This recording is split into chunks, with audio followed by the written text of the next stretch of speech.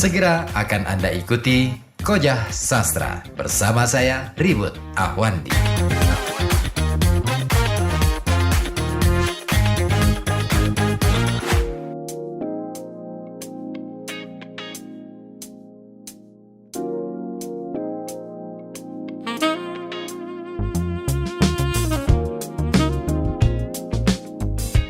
Kojah Sastra masih akan saya kawal sampai pukul 21.00 nanti. Dan masih dilanjut ya, pembacaan esai karya Maman Esmayana yang bertajuk Tradisi Kepengarangan.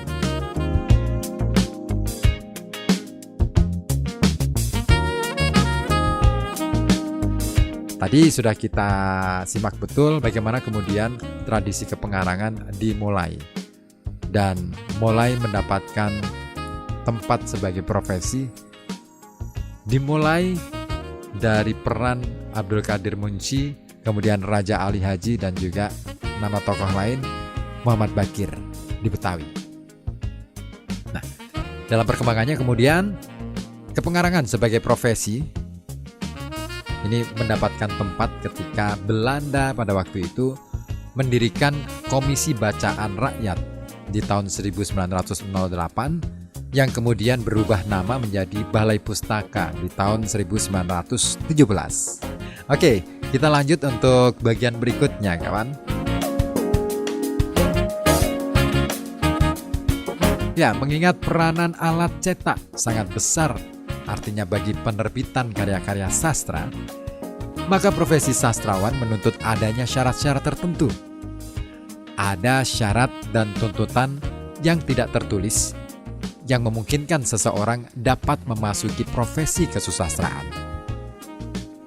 Pertama, mengingat penyebaran dan bentuk reproduksi karya sastra dalam kesusastraan modern dilakukan secara tertulis dan tidak secara lisan sebagaimana yang terjadi dalam penyebaran kesusastraan tradisional atau sastra lama, maka syarat pertama yang harus dimiliki seorang sastrawan adalah kemampuannya dalam hal baca tulis.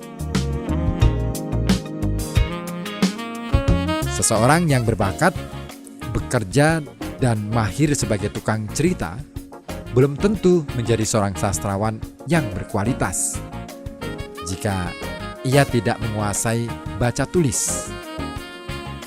Jadi, syarat pertama yang harus dimiliki sastrawan, terutama di zaman modern, adalah penguasaan membaca dan menulis. Kedua, penguasaan membaca dan menulis bagi sastrawan sesungguhnya hanya sebagai syarat awal. Syarat dan tuntutan yang juga harus dimiliki adalah kemampuannya melakukan rekreasi, yaitu menciptakan kembali kehidupan yang sebenarnya ke dalam dunia kata-kata. Bahasa dimanfaatkan sebagai alat atau media untuk membangun sebuah dunia imajinatif, dunia rekaan. Oleh karena itu, ia juga tidak hanya harus menguasai bahan cerita, tetapi juga harus dapat mengolah bahan itu dan mengungkapkannya dengan bahasa yang khas dan mempesona, sehingga mampu menarik, memikat, dan bahkan menyihir pembaca. Dalam hal ini, penguasaan bahasa dan kemampuan melakukan pilihan kata atau diksi merupakan hal yang mutlak dimiliki seorang sastrawan.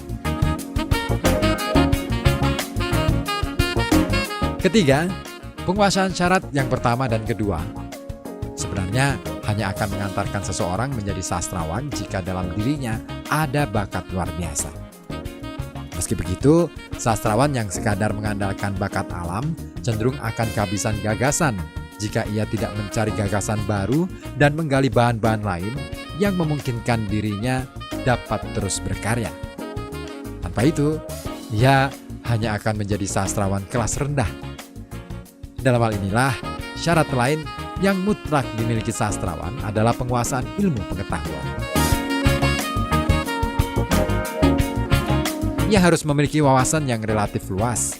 Ia juga dituntut punya pengalaman langsung tentang berbagai aspek kehidupan sosial. Disinilah sastrawan terus-menerus dituntut untuk meluaskan wawasan melebarkan pengetahuan, dan memperkaya pengalaman lahir batinnya. Penguasaan syarat-syarat itu tentu sangat ditentukan oleh faktor pendidikan, pergaulan, dan pengalaman.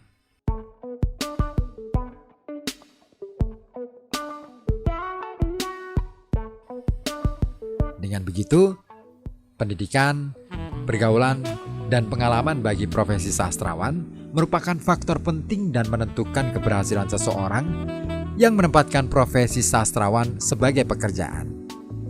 Bakat alam semata-mata tidak berlaku bagi profesi sastrawan masa kini, kecuali jika kemudian meluaskan wawasan pengetahuan lewat pendidikan formal non-formal atau lewat buku-buku yang dibaca.